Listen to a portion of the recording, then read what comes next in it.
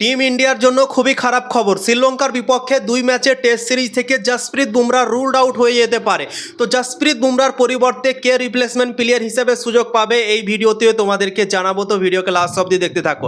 শ্রীলঙ্কার বিপক্ষে 2 ম্যাচের test series team India 15 August থেকেই খেলতে যাচ্ছে এবং টিম ইন্ডিয়াকে লেগেছে অনেক বড় একটা ঝাটকা। কয়েকদিন আগে খবর এসেছিল জসপ্রীত বুমরা পুরোপুরিভাবে ফিট হয়ে গিয়েছে, ফিটনেস টেস্ট পাস করে নিয়েছে জসপ্রীত বুমরা।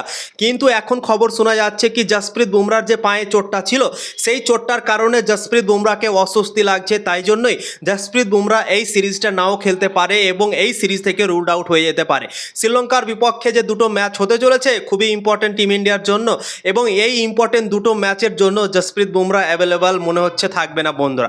তো জসপ্রীত বুমরা কতটা ইম্পর্টেন্ট প্লেয়ার ছিল ভারতের দল থেকে তোমরা আশা করছি সবাই জানো। জসপ্রীত বুমরা যে কোনো পিচই ভালো বল করতে পারে এবং উইকেট তুলে দিতে পারে টিম ইন্ডিয়াকে। স্পিন পিচ হোক বা পেস বোলিংয়ের পিচ হোক, সব জায়গায় কিন্তু ভালো বল করে ভারতের দল থেকে কন্ট্রিবিউশন সে করতে পারে বন্ধুরা। জসপ্রীত বুমরারও প্রয়োজন আশা করছি পড়তো এবং খুবই ইম্পর্টেন্ট সিরিজ ছিল ভারতের দলের জন্য, কেননা টিম ইন্ডিয়া যে পজিশনে এখন আছে টিম ইন্ডিয়া অনেকটা পিছিয়ে আছে। এই দুটো ম্যাচ টিম ইন্ডিয়াকে হার হালে জিততে হবে এবং জসপ্রীত বুমরার কন্ট্রিবিউশন দরকার ছিল বন্ধুরা, কেননা খুব একটা ভালো বোলার ভারতের দলে এখন নেই। মোহাম্মদ সিরাজ আছে, প্রাসিদ কৃষ্ণা আছে এবং জসপ্রীত বুমরা ছিল। তো জসপ্রীত বুমরা না খেলাতে মোহাম্মদ সিরাজ আর প্রাসিদ কৃষ্ণার ওপর কিন্তু এখন দায়িত্ব থাকবে। তো জসপ্রীত বুমরা শোনা যাচ্ছে কি তার যে পায়ে চোটটা ছিল সেই চোটটার জন্য তাকে অস্বস্তি লাগছে এবং তাই জন্যই এই পুরো সিরিজটা মিস করে যাবে 2 ম্যাচের টেস্ট সিরিজ বন্ধুরা।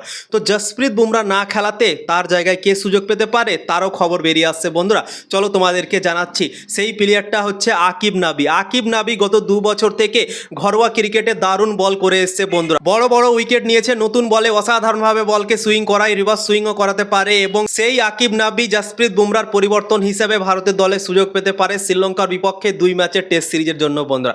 সত্যি জসপ্রীত বুমরা না থাকাতে যে প্লেয়ারটাকে টিম ইন্ডিয়া নিতে চলেছে সেই প্লেয়ারটার নাম শুনে সত্যি ভালো লাগলো, কেননা এই প্লেয়ারটা ডিজার্ভ করে। যখন শ্রীলঙ্কার বিরুদ্ধে এই দলটা ভারতের ঘোষণা হয়েছিল তখন আকিব নাবিকে নামটা না দেখে ভাই সত্যি মনটা খারাপ হয়ে গিয়েছিল, কিন্তু অপরচুনিটি খুলে গিয়েছে। এখন জসপ্রীত বুমরা নাও খেলতে পারে এবং তার পরিবর্তে খবর শোনা যাচ্ছে কি আকিব নাবি তার জায়গায় চলে আসতে পারে বন্ধুরা।